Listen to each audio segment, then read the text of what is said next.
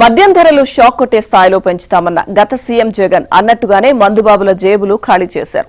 నచ్చినట్టుగా మద్యం ధరలు పెంచి వినియోగదారులను దోపిడీ చేశారు. మందు అలవాటున్న రోజు కూలీల కూలీ మొత్తం మద్యానికే లాగేశారు. అయితే అదంతా మద్యపాన నిషేధంలో భాగమని మొదట్లో కలరింగ్ ఇచ్చినా చివరికి నిషేధం లేదని తేల్చేశారు. అయితే కూటమి ప్రభుత్వంలో సీన్ రివర్స్ అయింది.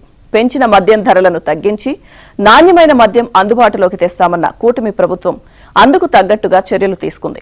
మద్యంపై పన్నులను పునర్వ్యవస్థీకరించి క్వార్టర్ 99 రూపాయలకే అందుబాటులోకి తెచ్చింది. అలాగే మరో 11 రకాల బ్రాండ్ల ధరలను తగ్గించేలా ఇప్పటికే చర్యలు తీసుకుంది. దీంతో గత ప్రభుత్వంతో పోలిస్తే అమ్మకాలు పెరిగినా ఆదాయం తగ్గింది.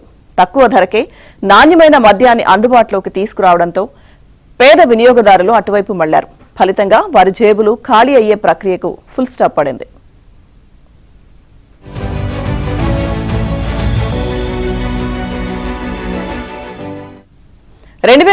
డిసెంబర్లో 25,83,530 కేసుల లిక్కర్, 6,24,377 కేసుల బీరు విక్రయించారు.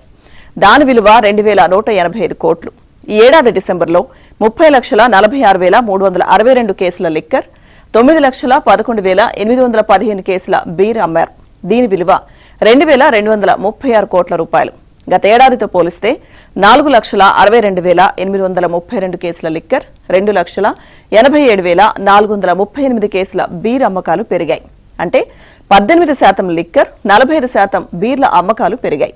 కానీ విలువ పరంగా చూస్తే మాత్రం కేవలం 51 కోట్ల రూపాయలు మాత్రమే పెరిగింది. దీంతో ప్రభుత్వానికి ఆదాయం కూడా తగ్గిపోయింది.